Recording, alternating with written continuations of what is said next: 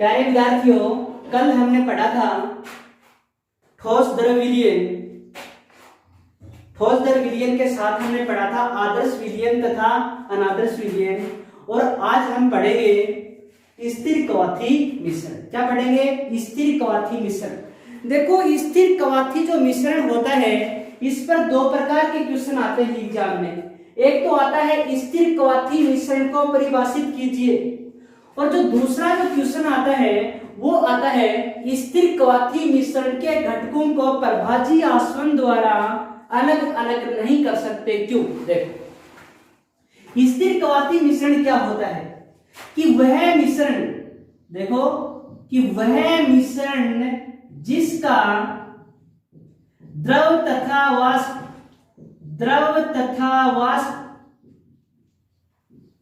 दोनों अवस्थाओं में, द्रव तथा वाष्प दोनों अवस्थाओं में संगठन समान हो। स्थिर कवाथी मिश्रण की परिभाषा क्या कहेंगे कि वह मिश्रण जिनका द्रव तथा वाष्प दोनों अवस्थाओं में संगठन समान हो, क्या कहलाते हैं? स्थिर कवाथी मिश्रण कहलाते हैं। कि वे मिश्रण जिनका द्रव तथा वाष्प दोनों अवस्थाओं में संगठन समान हो, क्या कहलाते हैं? स्थिर कवाथी मिश्रण कहलाते हैं। दूसरा जो क्वेश्चन उठता है, एक तो परिभाषा आ गई, इसकी उत्तर हो गया इसका क्लियर। दूसरा आता है स्थिर कवाथी मिश्रण के घटकों को प्रभाजी आसवन द्वारा हम पृथक क्यों नहीं कर सकते। तो देखो, इसका पहला कारण तो यही हो जाएगा, जिसका शब्द यहां आ जाएगा। पहला कारण क्या होगा कि इनका द्रव तथा वाष्प दोनों अवस्थाओं में संगठन समान होता है। एक तो परिभाषा का कारण हो जाएगा, क्वेश्चन आए कि प्रभाजी आसवन द्वारा पृथक क्यों नहीं कर सकते। तो पहला कारण क्या होगा कि इनका द्रव तथा वाष्प दोनों अवस्थाओं में संगठन समान होता है। दूसरा कारण क्या होगा? देखो, इसका दूसरा कारण ये होगा कि इनका जो कवथनांक होता है, इनका कवथनांक इनके घटकों से, अब आपको पता है मिश्रण है तो घटकों से मिलकर के बना होगा, तो इनके घटकों से, जैसे दो घटक मान लेते कि इनका जो कवथनांक होता है वो इनके घटकों के कवथनांक से या तो कम होगा या क्या होगा? अधिक होगा। ये बताया ना, इसके प्रकार में पढ़े। तो देखो, दोनों क्वेश्चन अपने क्लियर हुए, या ये कह सकते हैं कि ये निश्चित ताप पर उबलते हैं। ये ज्यादा इंपॉर्टेंट कारण नहीं है, फिर भी दो ही कारण याद रखने अपने। जोड़ो तो जोड़ देना निश्चित ताप पर। फिर भी देखो कि स्थिर कवाथी मिश्रण को परिभाषित कीजिए, तो क्या आंसर दोगे कि वे मिश्रण जिनका द्रव तथा वाष्प दोनों अवस्थाओं में संगठन समान होता है, स्थिर कवाथी मिश्रण कहलाते हैं।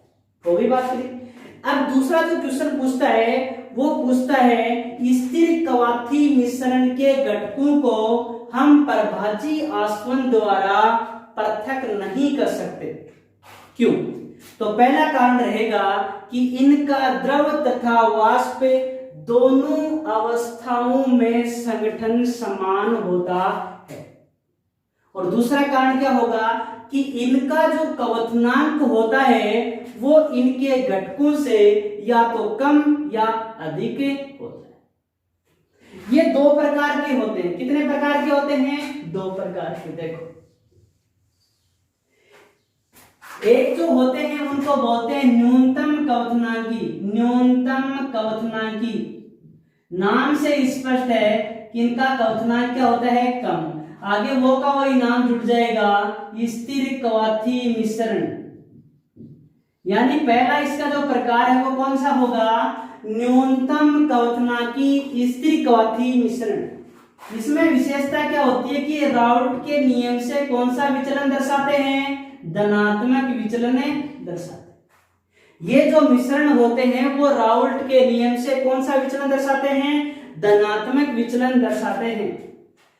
इनका जो वाष्प दाब होता है वो अधिक होता है, धनात्मक विचलन होगा तो ज्यादा। और इनका जो क्वथनांक होता है, क्या होता है, क्वथनांक, वो कम होता है। वाष्प दाब अधिक और क्वथनांक क्या होता है, कम होता है। किनका, न्यूनतम क्वथनांकी स्थिर कवाथी मिश्रण, ये राउल्ट के नियम से धनात्मक विचलन दर्शाते हैं। इनका वाष्प दाब क्या होता है, अधिक होता है, तथा क्वथनांक क्या होता है, कम होता है। उदाहरण क्या पढ़े थे हमने, एल्कोहल में पानी। जैसे ये एथेनॉल है, क्या है, एथेनॉल, ये 95% है और इसमें 5% हमने पानी मिला दिया। अब आपको पता है जो एथेनॉल है, इसका जो क्वथनांक होता है वो होता है 78.5 डिग्री सेंटीग्रेड। कितना होता है, 78.5। और जल का क्वथनांक आप जानते हो 100 डिग्री सेंटीग्रेड होता है। अब दोनों को हमने मिक्स कर दिया। अब दोनों को मिक्स कर दिया तो या तो ये कहां उगलना चाहिए, देखो 78 पे उगलेगा। 78 पे उगलेगा तो क्या होगा कि एल्कोहल अलग हो जाएगा और 100 पर उगलेगा फिर तो जल अलग हो जाएगा, किंतु ऐसा नहीं होता है। ये तो शुद्ध अवस्था में 78 पर उगलता है, 78.5 पे, और ये 100 डिग्री सेंटीग्रेड पर। किंतु जब दोनों को मिला दिया तो बताओ कितने पर उगलेंगे ये, इनका दोनों का जो मिश्रण आएगा वो आएगा 78 डिग्री सेंटीग्रेड। यानी घटक कौन सा है, ये एक घटक ये है और एक घटक ये। क्या कहा था, इनका क्वथनांक इनके घटकों से कम या अधिक होता है, किंतु ये कौन सा है, न्यूनतम क्वथनांकी, तो इसका क्वथनांक घटकों से क्या होगा, कम होगा। घटक कौन से हैं, एथेनॉल और जल है। एथेनॉल का कितना है, 78.5 डिग्री सेंटीग्रेड है और जल का कितना है, 100 डिग्री सेंटीग्रेड। अब बताओ, ये 100 है और ये 78.5 है। 78 दोनों से कम है या ज्यादा, कम है, क्योंकि 78.5 से 78 कम है, 100 से तो होना ही कम अपने आप। यानी इनका क्वथनांक इनके घटकों से क्या है, कम है। कौन, एल्कोहल प्लस। दूसरा देखो, थोड़ा सा यहां चेंज कर देता हूं बस, अधिकतम। अब की बार क्या होगा, अधिकतम क्वथनांकी स्थिर कवाथी मिश्रण, वो न्यूनतम था। जैसा नाम से स्पष्ट है कि ये राउल्ट के नियम से क्या दर्शाएंगे, ऋणात्मक विचलन। इनका वाष्प दाब क्या होगा, कम होगा, और क्वथनांक क्या होगा, अधिक, उल्टा हो जाएगा, क्योंकि अधिकतम का वाष्प दाब क्या होगा, कम होगा और क्वथनांक अधिक होगा। राउल्ट के नियम से कौन सा विचलन दर्शाएगा, ऋणात्मक विचलन। राउल्ट के नियम से ये ऋणात्मक विचलन दर्शाएगा, वाष्प दाब कम होगा और क्वथनांक क्या होगा, अधिक, जैसा नाम से स्पष्ट है। इसका उदाहरण देखो क्या होगा, ये धनात्मक वाला यानी न्यूनतम वाला था। अब इसमें देखो HNO3 68%, कितना, 68, और पानी है वो बाकी बच गया 32%। इसका जो क्वथनांक होता है वो 86.5 या 86 डिग्री सेंटीग्रेड होता है, और इसका क्वथनांक अभी अभी पढ़ा था हमने, कितना होता है, 100 डिग्री सेंटीग्रेड। दोनों को जब मिक्स कर दिया तो इनका जो क्वथनांक आता है वो 120 डिग्री सेंटीग्रेड बन जाता है। अब ये नहीं, इसका कोई जोड़ बाकी घटा नहीं है, ये प्रकृति से ही बनता है इसका, तभी तो ये अपवाद हो गए प्रकृति के। यानी ये दोनों मिल गए और इनको यदि हम अलग कर लेते थे, देखो प्रभाजी आसवन क्या होता है कि पहले 2-3 पदार्थ मिले हुए हैं जिनके क्वथनांक अलग अलग हों। एक पदार्थ क्या हुआ, गर्म किया एक पदार्थ को, वो पहले वाष्प बन गई, उसको ठंडा कर लिया, फिर दूसरा गर्म हुआ, उसकी वाष्प बन गई, उसको ठंडा कर लिया, फिर तीसरे को कर लिया, फिर चौथे को। यानी सभी के क्वथनांक अलग अलग हो और उनको हम अलग कर सकते हैं, वो प्रभाजी आसवन होता है। किंतु इसमें यह प्रोसीजर नहीं है, 2 पदार्थ हैं, दोनों के क्वथनांक क्या है, अलग अलग। किंतु ध्यान रहे कि ये मिलने के बाद में इनके क्वथनांक क्या हो जाते हैं, एक हो जाते हैं। इसी कारण इनका नाम पड़ा स्थिर कवाथी मिश्रण, यानी क्वथनांक फिक्स हो गया, इनका अलग अलग नहीं रहेगा। HNO3 68% है और H2O 32%, इसका क्वथनांक 86.5 और इसका 100, दोनों का जो मिला देते हैं तब जो स्थिर कवाथी मिश्रण बनता है उसका क्वथनांक कितना आता है, 120 डिग्री सेंटीग्रेड। यानी इनका कवथनांक इनके घटकों से क्या है, अधिक है। यही बताया था दूसरा पॉइंट प्रभाजी आसवन में कि इनका कवथनांक इनके घटकों से या तो कम होता है या अधिक। दो प्रकार के पढ़े हमने, न्यूनतम कवथनांकी स्थिर कवथी मिश्रण और अधिकतम कवथनांकी स्थिर कवथी मिश्रण। जो न्यूनतम था वो राउल्ट के नियम से कौन सा विचलन दर्शाता है, धनात्मक, और जो अधिकतम है वो राउल्ट के नियम से कौन सा विचलन दर्शाता है, ऋणात्मक। यानी वाष्प दाब उसका क्या था, अधिक, और इसका वाष्प दाब क्या होगा, कम। उसका कवथनांक क्या था, कम, और इसका क्या होगा, अधिक। उदाहरण उसका एथेनॉल प्लस पानी और इसका HNO3 प्लस पानी उदाहरण दिया था। उसमें एथेनॉल का जो कवथनांक लिया था वो लिया था हमने 78.5 डिग्री सेंटीग्रेड और जल का 100। स्थिर कवथी का कितना बढ़ गया था, 78 डिग्री सेंटीग्रेड। उसी तरह से यहाँ HNO3 का कितना है, 86.5 या 86 डिग्री सेंटीग्रेड और जल का कितना है, 100। स्थिर कवथी का कितना बढ़ गया, 120। यानी घटकों से कवथनांक क्या गया, ज्यादा। वहां जो कवथनांक था वो घटकों से क्या था, कम था। ठीक है, ये अपना टॉपिक पूरा हुआ स्थिर कवथी मिश्रण, जिसमें 2-3 तरह के क्वेश्चन आते हैं। मुख्य रूप से तो 2 क्वेश्चन आते हैं। कौन से आते हैं मुख्य रूप से 2 क्वेश्चन कि स्थिर कवथी मिश्रण को परिभाषित कीजिए, और दूसरा क्वेश्चन कौन सा बनता है, स्थिर कवथी मिश्रण के घटकों को हम प्रभाजी आसवन द्वारा अलग अलग नहीं कर सकते। दोनों इंपॉर्टेंट तो ये 2 क्वेश्चन है। फिर भी पूछ लेता है कि धनात्मक विचलन वाला कौन सा स्थिर कवथी मिश्रण होगा या जो ऋणात्मक विचलन वाला कौन सा होगा, तो आपको ये बता नीचे। ठीक है, अब हम पढ़ेंगे अणुसंख्यक गुणधर्म। क्या पढ़ेंगे, अणुसंख्यक गुणधर्म। देखो अणुसंख्यक गुणधर्मों, अणुसंख्यक गुणधर्म।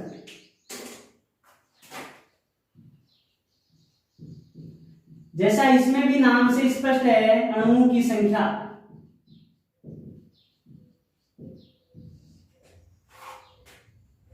कि विलयन के वे गुण जो विलयन में उपस्थित विलय कणों की संख्या पर निर्भर करते हैं, उनकी प्रकृति पर नहीं, क्या कहलाते हैं, अणुसंख्यक गुणधर्म। ध्यान से पढ़ो, देखो कि वे गुणधर्म जो विलयन में उपस्थित विलय कणों की संख्या पर निर्भर करते हैं, प्रकृति पर नहीं, कौन से गुण कहलाते हैं, अणुसंख्यक गुणधर्म कहलाते हैं। देखो कौन से गुणधर्म कहलाते हैं, अणुसंख्यक। ये जो गुणधर्म होते हैं ये 4 प्रकार के होते हैं। पहला गुणधर्म है वाष्प दाब में आपेक्षिक अवनमन। वाष्प दाब में आपेक्षिक अवनमन। दूसरा है कवथनांक में उन्नयन, कवथनांक में उन्नयन। और तीसरा है वाष्प, हिमांक कर लेता हूं सर, वाष्प आवाज आ गया, हिमांक में अवनमन। और चौथा है परासरण दाब। कणों की संख्या बढ़ेगी तो ये चारों गुणधर्म भी बढ़ेंगे। ध्यान रहे ये जो गुणधर्म लिखे हैं ये बढ़ेंगे। कणों की संख्या बढ़ने पर वाष्प दाब में आपेक्षिक अवनमन बढ़ता है। अवनमन हम कमी को बोलते हैं। सीधी सीधी भाषा में ये कह सकते हैं कि ज्यों ज्यों कणों की संख्या बढ़ती जाएगी त्यों त्यों वाष्प दाब में कमी बढ़ती जाएगी। क्या बढ़ती जाएगी, वाष्प दाब में कमी बढ़ती जाएगी। दूसरा है कवथनांक में उन्नयन। उन्नयन का अर्थ होता है वृद्धि। ज्यों ज्यों कणों की संख्या बढ़ती जाएगी त्यों त्यों क्या बढ़ता जाएगा, कवथनांक में वृद्धि होती जाएगी। हिमांक में अवनमन, इसका अर्थ होगा कणों की संख्या ज्यों ज्यों बढ़ती जाएगी त्यों त्यों हिमांक में कमी भी क्या होती जाएगी, बढ़ती जाएगी। इसमें कोई कमी वृद्धि है ही नहीं, तो कहेंगे कि कवथनांक कणों की संख्या बढ़ेगी तो परासरण दाब भी क्या होता जाएगा, बढ़ता चला जाएगा। कहने का अर्थ ये हुआ कि कणों की संख्या बढ़ेगी तो ये चारों गुणधर्म बढ़ेंगे।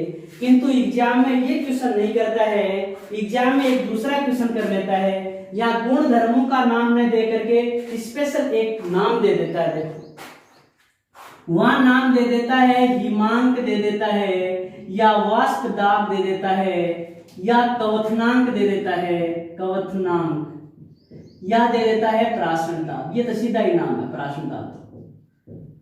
अब देखो कणों की संख्या बढ़ेगी, कणों की संख्या बढ़ रही थी तो वो चारों गुण तो बढ़ रहे थे, किंतु यहां देखो क्वेश्चन यहां से उठता है कि कणों की संख्या बढ़ेगी तो कवथनांक और प्राशन दाब क्या होंगे, बढ़ेंगे, और हिमांक और वाष्प दाब घटेंगे। सीधी सी बात है, हमने पीछे क्या पढ़ा था कि जो जो कण बढ़ेंगे त्यों त्यों वाष्प दाब में कमी बढ़ेगी और हिमांक में भी कमी बढ़ेगी। अब आपको पता है कि किसी चीज में कमी बढ़ रही है तो वो खुद घट रही है या बढ़ रही है, खुद घट रही है, कमी बढ़ रही है। किसी चीज की कमी बढ़ रही है, जिसमें जितनी ज्यादा कमियां निकलेंगी तो स्तर क्या आता जाएगा, डाउन आता जाएगा, यानी वो क्या हो जाएगा, कम हो जाएगा। क्या हो जाएगा, यानी कणों की संख्या बढ़ेगी तो हिमांक और वाष्प दाब क्या होंगे, घटेंगे। इस पर बहुत क्वेश्चन आ जाते हैं, बताऊंगा अभी आपको क्वेश्चन कि कणों की संख्या को हम बढ़ा देंगे, क्या कर देंगे, कणों की संख्या को यदि हम बढ़ा देंगे तो हिमांक और वाष्प दाब क्या होंगे, घट जाएंगे। हिमांक और वाष्प दाब क्या होंगे, घट जाएंगे, और जो कवथनांक और जो प्राशन दाब है वो दोनों क्या हो जाएंगे, बढ़ जाएंगे। ठीक है, क्या होगा कि कणों की संख्या बढ़ने पर कवथनांक तथा प्राशन दाब बढ़ते हैं तथा हिमांक और वाष्प दाब घटते हैं। कैसे देखो, ऐसे दे दिया, ये NaCl दे दिया, ये MgCl2 दे दिया, और ये दे दिया AlCl3 दे दिया, और ये दे दिया Al2SO4 होल थ्राइस दे दिया। क्वेश्चन पूछ लेता है निम्न को बढ़ते हुए कवथनांक के क्रम में व्यवस्थित कीजिए। क्या क्वेश्चन पूछता है कि निम्न को बढ़ते हुए कवथनांक के क्रम में व्यवस्थित कीजिए। कई बच्चे कंफ्यूज हो जाते हैं कि हर के कवथनांक हमें याद रखने पड़ेंगे, नहीं, ऐसा कोई भी प्रोसीजर नहीं है। आप एक चीज याद रखो, NaCl को तोड़ोगे तो कितने कण बनेंगे, 2 कण बनेंगे, एक Na+ और एक Cl-। MgCl2 को हम तोड़ेंगे तो कितने कण बनेंगे, एक Mg+2 और 2 Cl, यानी 3 कण बनेंगे। AlCl3 को तोड़ेंगे तो एक Al+3 और 3 Cl- बनेंगे, यानी 4 कण। यहाँ कितने कण, 2 इसके और 3 इसके, यानी टोटल कितने, 5। कणों की संख्या बढ़ रही है तो क्या क्या चीजें बढ़ेंगी, कवथनांक भी बढ़ेगा, बढ़ता हुआ क्रम ऐसे होगा, प्राशन दाब का भी यही क्रम होगा, किंतु जो अपना हिमांक का क्रम क्या हो जाएगा, उल्टा हो जाएगा, ये हो जाएगा। बढ़ता हुआ क्रम कौन सा होगा, ये क्रम होगा बढ़ता हुआ, किसका, वाष्प दाब का और हिमांक का, यानी जिनमें कण जितने कम होंगे हिमांक उतना ही ज्यादा होगा, जिसमें कण जितने कम होंगे उसका वाष्प दाब भी उतना ज्यादा होगा, जिसमें कण जितने अधिक होंगे उसका कवथनांक और प्राशन दाब सबसे अधिक होगा। क्यों, कणों की संख्या बढ़ने पर कवथनांक और प्राशन दाब बढ़ते हैं और हिमांक और वाष्प दाब दोनों क्या होते हैं, घटते हैं। ऐसा परीक्षा में क्वेश्चन पूछ लेता है, इस तरह से 3-4 उदाहरण देता है और पूछता है निम्न को बढ़ते हुए हिमांक के क्रम में लिखिए, या बढ़ते हुए कवथनांक के क्रम में लिखिए, या घटते हुए प्राशन दाब के क्रम में लिखिए। कैसे भी पूछ सकता है। लाइन क्या याद रखनी चाहिए इसका आंसर देने के लिए कि कण ज्यों-ज्यों बढ़ते जाएंगे त्यों-त्यों हिमांक और वाष्प दाब घटते जाएंगे और प्राशन दाब और कवथनांक बढ़ते जाएंगे। घटेंगे कौन कौन, हिमांक और वाष्प दाब, और बढ़ेंगे कौन कौन, बढ़ेंगे यहाँ कवथनांक और प्राशन दाब। ये अपना क्या हुआ, अणुसंख्यक गुणधर्म का बेसिक जानकारी हुई, जो टॉपिक से क्वेश्चन आ गया। आगे गए ही नहीं अभी तक अणुसंख्यक गुणधर्म में। अणुसंख्यक गुणधर्म पर सीधा क्वेश्चन यही आ जाता है, तभी पहले इनकी हेडिंगों के बारे में ही आपसे क्वेश्चन कर लिया। अब हम एक एक अणुसंख्यक गुणधर्म को पढ़ेंगे। पहले हम पढ़ेंगे वाष्प दाब में आपेक्षिक अवनमन, बाद में पढ़ेंगे हम कवथनांक में उन्नयन, और उसके बाद में हम पढ़ेंगे हिमांक में अवनमन, और हिमांक में अवनमन के बाद में हम क्या पढ़ेंगे, लास्ट में प्राश्मिता। ये 4 गुण धर्म हैं। कौन से? अणुसंख्यक। तो सबसे पहले हम कौन से अणुसंख्यक गुण धर्म पर चले?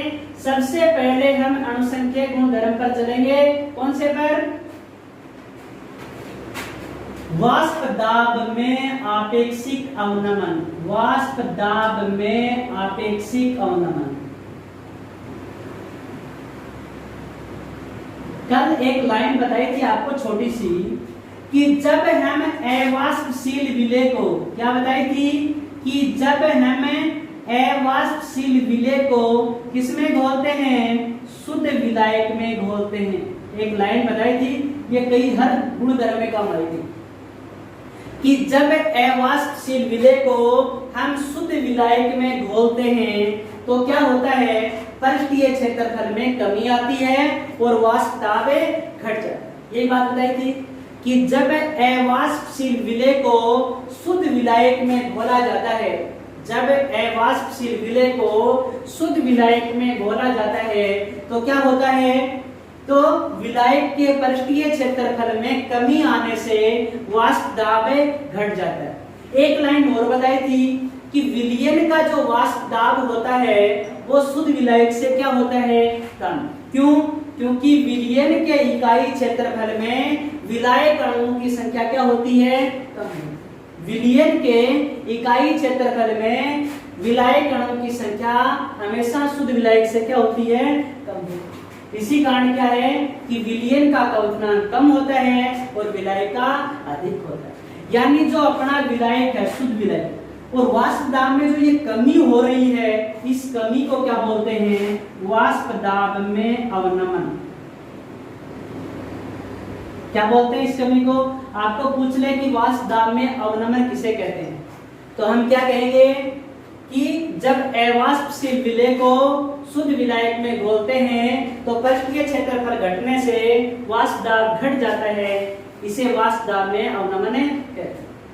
और एक क्वेश्चन और करता है कि विलयन का वाष्प दाब हमेशा शुद्ध विलायक से कम होता है, तो इसका आंसर क्या होगा कि विलयन के इकाई क्षेत्रफल में विलायक अणुओं की संख्या कम है, यानी वाष्प दाब में अवनमन। अब वाष्प दाब में अवनमन हम कैसे ज्ञात करेंगे कि पहले वाष्प दाब कितना था और अब कितना है? तो वो कैसे होगा? देखो, वो ऐसे होगा कि सबसे पहले हम किसका करेंगे कि शुद्ध विलायक का वाष्प दाब, कि शुद्ध विलायक था पहले घुलने से पहले, शुद्ध विलायक का वाष्प दाब, जो शुद्ध विलायक है उसका वाष्प दाब कितना है? P नोट है, मान लो शुद्ध अवस्था में नोट लेते। और जो विलयन बन गया, क्या बन गया? विलयन का वाष्प दाब, किसका? विलयन का वाष्प दाब PS हो गया। अब आपको पता है वाष्प दाब में अवनमन क्या होगा? P नोट माइनस PS, या S ऊपर लगाओ चाहे नीचे, कई बुकों में ऊपर होता है और कई में नीचे, कोई फर्क नहीं पड़ता। देखो हम क्या करेंगे, पहले परिभाषा पढ़ ली।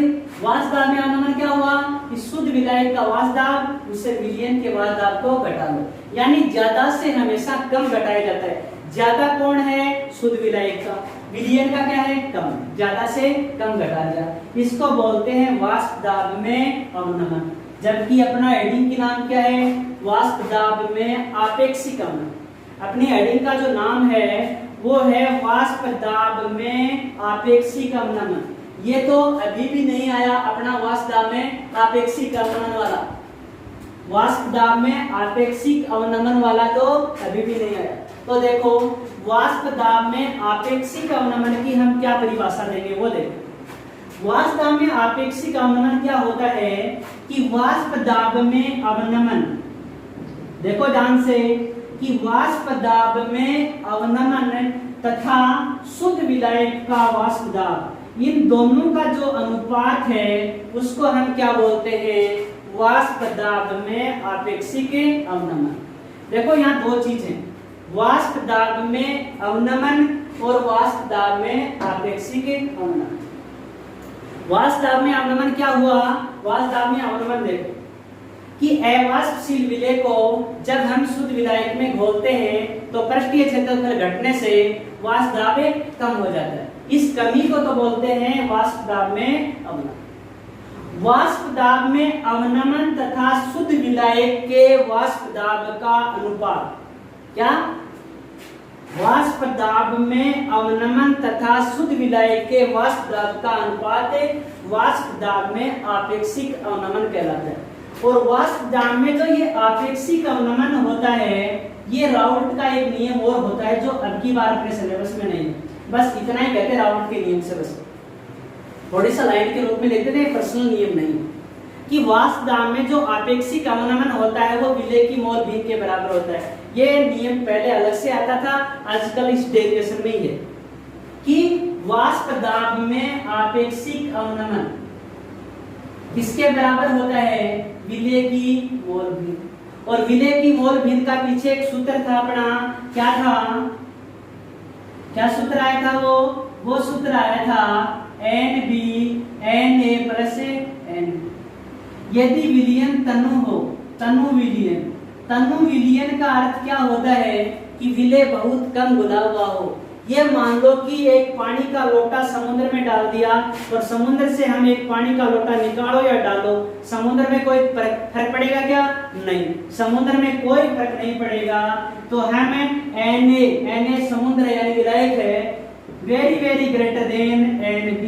तो हम क्या लिख सकते हैं? P note minus PS, P note बराबर क्या लिखेंगे? यहाँ NB लिख देंगे ऊपर, NB बटे Na, यानी Na प्लस NB बराबर क्या मान लेंगे? Na मान लेंगे। अब आपको पता है मोल याद करने का सूत्र क्या होता है? P नोट हो गया ये।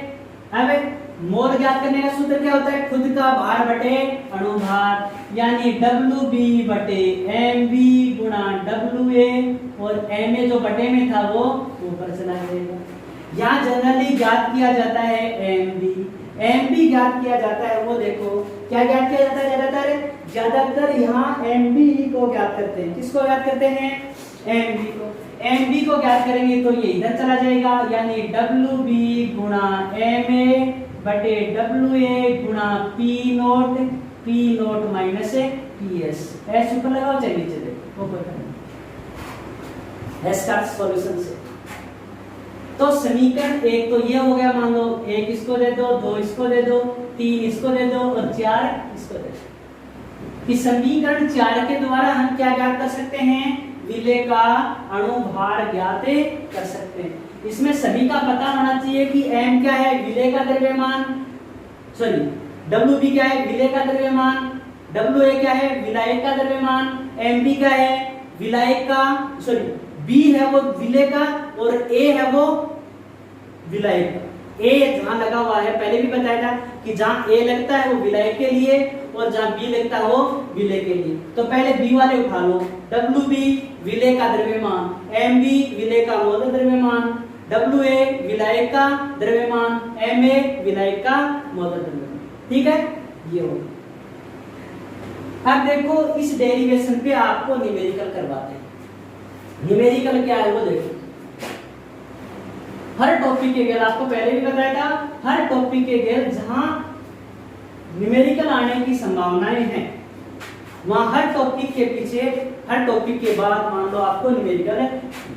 देखो न्यूमेरिकल क्या है? शुद्ध व्यंजन का वाष्प दाब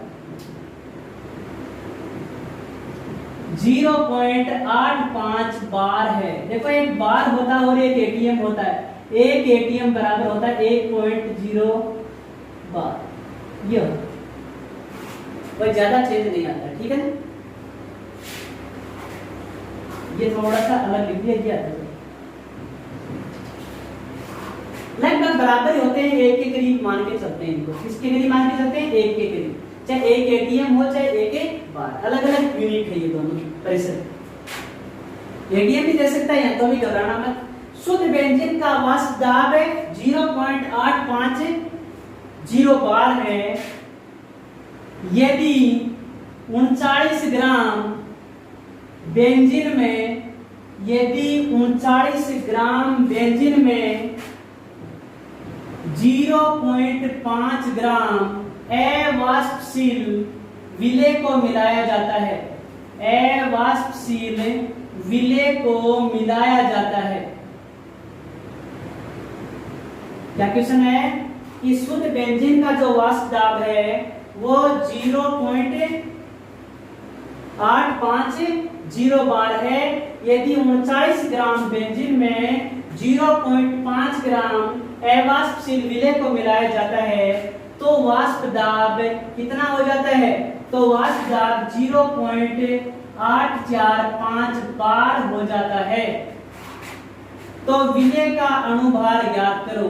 तो विलय का अणुभार, और आजकल एनसीईआरटी में अणुभार नहीं यूज करके क्या बोलते हैं? मोलर द्रव्यमान। तो विलय का मोलर द्रव्यमान ज्ञात करो। कोष्टक में हिंट के लिए दिया गया है बेंजीन का मोलर द्रव्यमान